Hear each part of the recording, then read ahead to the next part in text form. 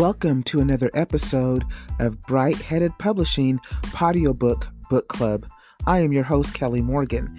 Today I had the pleasure to speak with Myron Edwards. Myron is the author of a wonderful book series, the first one called The Mistress of the Rock. He tells us about his journey, how the book was almost made into a movie, the challenges that he's had, but he is actually now working on book 3. I'm so glad that Myron kept writing and that he decided to be a member of the book club and join us today. Welcome to the book club, our newest member, Myron Edwards.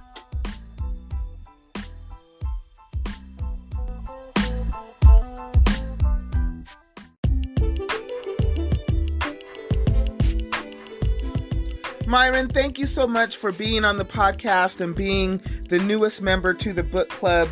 Welcome. How are you? Thank you. It's a great pleasure to be here. I'm well, thank you.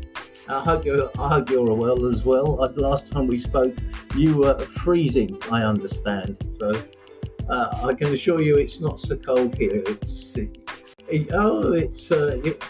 Yes. Here in Colorado, we had about 20 inches of snow. So it was very, very cold. But today, it is about 70 degrees outside. Oh, that's good. That's very good. Yeah, so we're in sunny weather together. That's excellent. Okay. Nice to know that. Okay. So I'm so glad that you decided to be on the podcast and be a member of the book club so we can talk about your book, Mistress of the Rock. But I'm curious, did you always know that you wanted to be a writer or an author? No, not necessarily a writer or an author. I got I was lucky enough to be able to work with some of the greats over the years when I was kind of given the opportunity to write some scripts for the BBC. Purely by chance. It really was purely by chance. We were doing some radio scripts.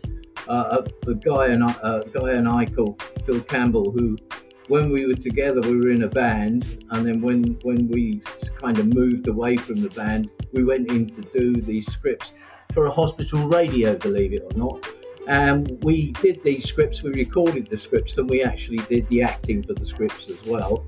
And we were left with a surplus of material, and the surplus of material he sent to the BBC. One of those particular jokes, if you like, got picked up by the Two Ronnies, which is one of the biggest comedy shows of the 70s and 80s. So for us, it was a complete, shall we say, triumph, because we were actually on the Christmas show as well, which was amazing. And that kicked it all off, really. We were lucky enough then to move into radio. We wrote for radio programs like Huddlines, and from there we diversified. I went in and did things like Weekendings.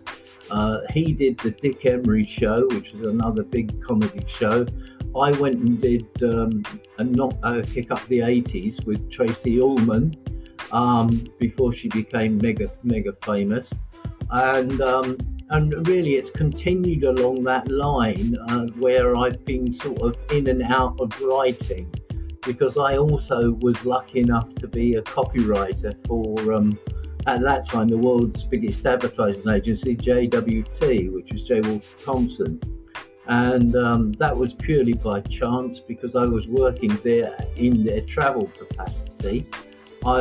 Before becoming a writer per se, I worked in the travel industry for around 30 years. So I know a little bit about the travel industry as well as the writing side of things. That's how it all began, really. Wow. So it went from an idea one day sitting with your wife, then you make the move over to Cyprus, and then the book actually becomes a reality. Correct. That's fantastic. Yeah, absolutely. And you wrote a screenplay. So what was that like? How different is it? How different is it to write a book and then to write a screenplay? Okay. You have to writers have different techniques. Writers use the different ways of formatting how they want to produce something. I write in pictures, which means that if I can't see what I'm writing, then it can't happen. If I can visualize the way that it happens, then I can adapt it by then putting the words to the characters as I see them. So I visualize what the action is going to be, and then add the characterization in afterwards.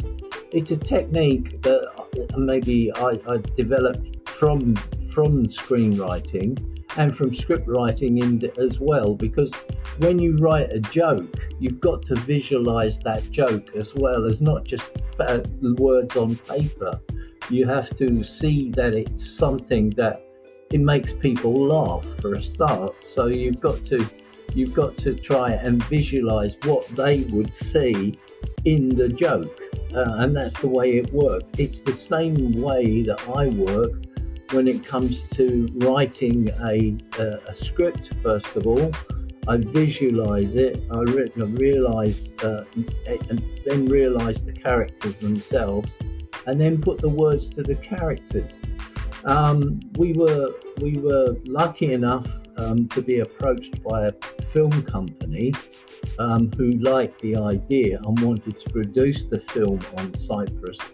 But we even got a backer as well. But the problem was it was wrong time, wrong place, because shortly after this, we had the financial crisis in Cyprus and everything went to the wall. So I was left with no publisher because the publisher had gone bankrupt, no film company because the film company had pulled out. The actors that we had were released. We had Gillian Anderson from the X-Files, and we also had signed up Peter Andre as well to play a cameo role and do some of the songs that we were thinking about putting in. And all of that just went out of the window when the Cyprus crisis came about. So I was left with a book which I couldn't do anything about because I was under contract and I wasn't sure if that contract was still valid, even though the publisher had gone bust. So I had to wait until the contract actually expired before I could go searching. But in the meantime, when I was looking at the issue of what should I do next, I started to develop a second book because I felt that there was more legs to it than the first one. So I developed the second book. Whilst I developed the second book, I looked around for a publisher. I was fortunate enough to go onto LinkedIn, and there was a chap on there called James Hill, who is an American publisher for Rock Hill Publishing. He's a very good guy. He gives new writers the opportunity to be able to showcase their work, and he's building up a portfolio of writers. So James has been a real stalwart for me because he's helped me get the books that I wanted to out into the marketplace. So what I've done now is I've written book 1 and I've written book 2, and now I'm working with him on book 3 because I completed book 3, but we've now got, like everybody else has to do when they're a writer, we have to do some rewrites because parts of the script need to be worked on again, or parts of the book need to be worked on again, and that's what I'm going to do now. Be working on the adjustments that I've got, but the basis of the story is there. So hopefully, in due course, we'll be able to publish it this year. So can you give us a synopsis about the book and the series? I didn't realize that there were 2 other books, so I'm really interested. Can you kind of give us a little teaser about the story? Yeah, I mean, the story goes that in 1980, the Gulf War started, the first Gulf War started. Now, the Gulf War itself only lasted for 4 days because the liberation of Kuwait was over very quickly. But one of the things that happened was that, I don't know if you're familiar with it, but there was an incident called Highway 80. Now, my hero character is a chap called Richard Cole. Richard Cole is sent on a reconnaissance mission to watch what happens at Highway 80. Well, basically, Highway 80 is a complete massacre. And it's a massacre of the innocents. He witnesses something there which actually catches him completely by surprise, and he actually has a series of PTSD. Now, before he went to war, he prayed to the goddess Aphrodite as he flew over Aphrodite's rock to bring him home safely. And there is a scene in the first chapter where he actually encounters the goddess in a dream, or what he believes is to be a dream, and she says, "I will keep you safe. I will keep you safe." And so consequently, he grows up he grows up with the family, with the wife and everything else. He still has his PTSD episodes, but when he goes back to civil life or back to England, that goes to the back of his mind.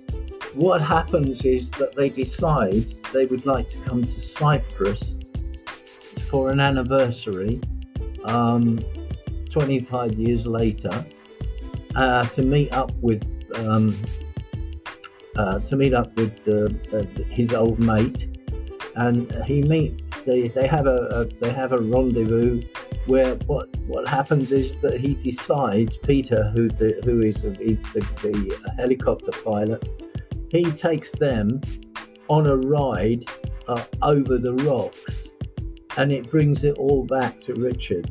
It completely and utterly brings it all back to Richard, and he suffers again these sort of PTSD nightmares. And again, he's comforted by the fact that the goddess has said that she will look after him even in these episodes. But what he does, in fact, do is when he's flying over on the helicopter, he takes pictures with his camera, and with the camera, when he gets back to his hotel, he sees the image of Aphrodite in the water. And that starts the whole thing off. It sounds like a fantastic book, and I did not realize that you had made it into a trilogy. I also didn't realize that it had at one time been slated to become a movie, so that is incredibly exciting. Myron, are you working on any other books besides book 3, which I think you said you were working on? Yeah, I'm working on book 3. I'm kicking about an idea that I have. I already have another screenplay and I have another book as well. Hasn't been published, hasn't been looked at all. It's like a, I don't know, in superheroes, I wouldn't put them as superheroes. I'd put them as sort of, it's called INC, which is Intelligence Network Keepers, okay? They're a group of specialized guys and women who are there to try and cure any problems that may occur that the normal sort of federal authorities can't handle. So it's a very special unit. But there is a book for that, and there is a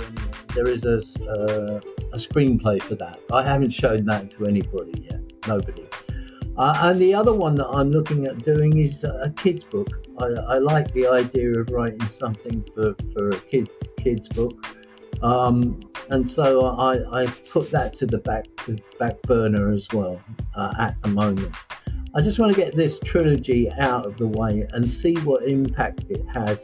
because my dream is to actually make the movie. And if I can make the movie, I'm sure it could benefit the island of Cyprus dramatically.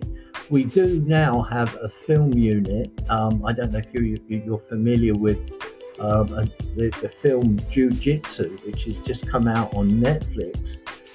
It was filmed entirely in Cyprus. Dimitri Logatis is the director, and he is now promoting Cyprus as a place and a base for filmmaking, because we do literally have everything here. We have the snow up in the mountains at the moment, so theoretically you could go snow skiing in the mountains and come down and do water skiing in the afternoon. It does have that sort of capability, and it does have the sort of scenic shots that you can do on the island. If you watch Jiu-Jitsu, you'll see that it's all filmed, even though it has Asian connotations.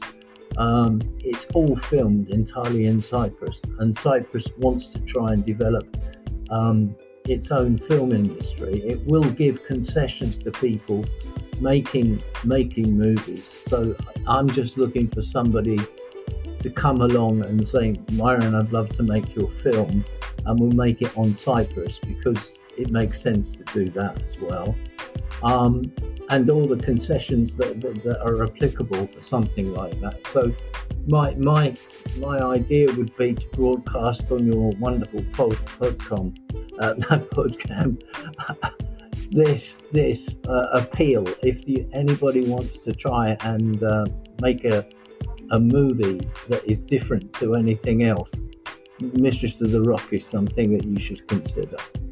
Are all three books titled Mistress of the Rock, or do they have different titles? No. Mistress of the Rock is the main book. The second book is called Scylla, which is Scylla, and that's called The Revenge. The third one, we have a working title, which is Julie's Return at the moment. We're not quite sure if it's going to be Alpha and Omega. I'd like to think it's Alpha and Omega, because it just ties it all in from that perspective.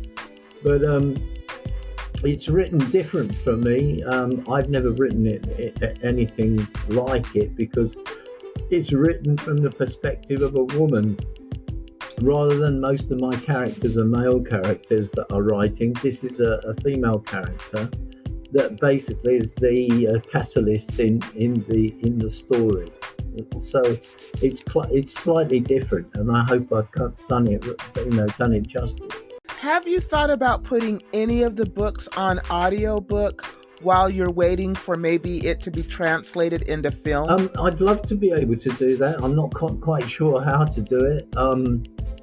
I hope that somebody could give me some advice on how to do an audio book, because I think they lend themselves to that sort of thing. They are very visual in as much as if you can sit there and you can imagine the actual action as it takes place, and they are very visual, as I say. I have on the website that I have, which is my own website with my own name, and it makes it easy for people to trace. It's myronedwardsbooks.com, and on there is a comment section, and if you go through the comments, you'll see that everyone relates to, why isn't this a movie? This should be a movie. This would make a great movie, etc. That sort of thing, which is great encouragement. But at the same time, it's a little frustrating, because you have the tool, but you don't have the capacity to do it. You know what I mean? I do. I think one day, Myron, that your book will become a movie. You just have to believe. And I know that it's been a long journey, but you've gotten this far. So good luck to you. I really hope that it is turned into a movie because I would love to watch it.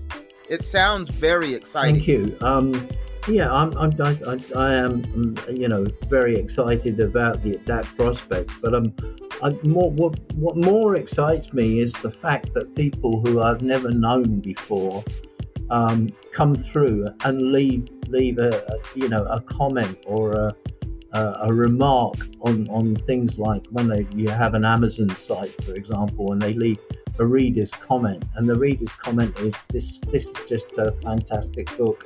I think it's really original, and that's a big boost for any writer to have somebody that you don't know from Adam come through and say to you to write something down, take the time to write something, and leave a comment. It's just a real big boost, and an appeal to people when you read a book. Please leave a comment for the writers, because they get such a kick out of it. Such a kick.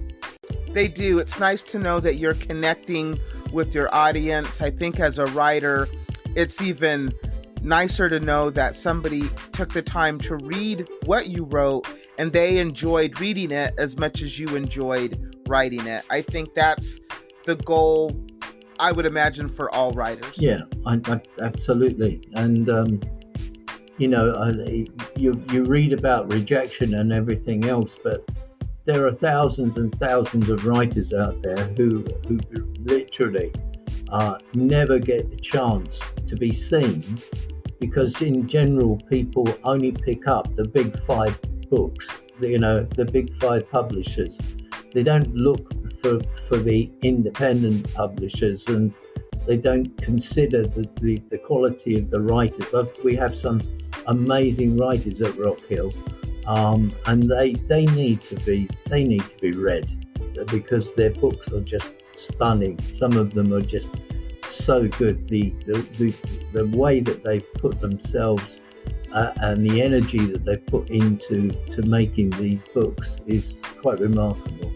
Myron, thank you so much for being on the podcast today, being the newest member of the book club. I can't wait until you finish with book 3. I'm hoping that you'll come back and share it with us. And I hope that you will keep us informed if the book is picked up to be a movie. I would love to have you come back and talk about it. I would delight in that, and I'll do as you ask, because it's just a joy being able to talk to somebody like you. Giving me the opportunity is a fantastic way of being able to promote myself as well, and at the same time giving me the opportunity to tell people about my passion, which is something that I have inspired in myself, but I now want people to inspire it into them as well. The books lead to a lot of questions. They lead to a lot of answers as well. But more important, they actually lead to somebody having the shall we say, the enjoyment of the journey that I'm on. So that's what I would like. Tell everybody again where they can visit your website and see the actual image of the lady in the water. I know that there's a YouTube video on your website because I looked at it. Yeah, there's a YouTube video on my website, which is www.Myron Edwards, that's MYRON Edwards books.com, which is the website. You can also go on to YouTube itself and put Mistress of the Rock, and you will be able to see the video on there. The books are available from Amazon. They're available from most bookstores that you can find a list, I believe, on the website as well. So you'd be able to if you wish, order a book. Of course, my publisher, rockhillpublishing.com, will also be able to supply you with the books that we have. Myron, again, thank you so much for being on the podcast and being the newest member to the book club. I truly enjoyed speaking with you.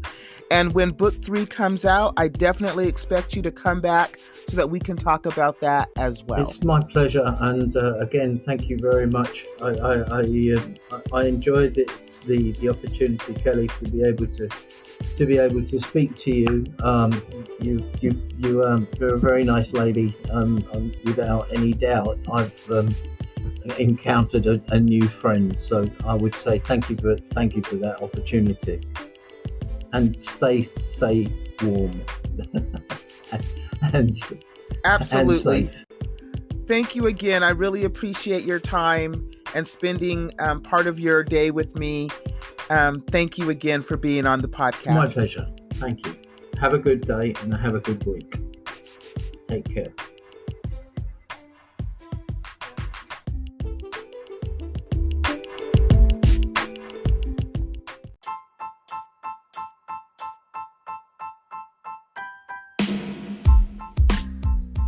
Thank you for listening to another episode of Bright Headed Publishing Audiobook Book Club. I just wrapped up with author Myron Edwards. He shared his journey to writing his book, Mistress of the Rock, and actually turned it into a trilogy. You can see all of his information in the podcast description, so you can go get your copy. We're hoping that the book is optioned into a movie. Good luck, Myron. We're glad that you're a member of the book club. Next week, another author, a new member to the book club. Thank you so much for listening, and as always, keep writing.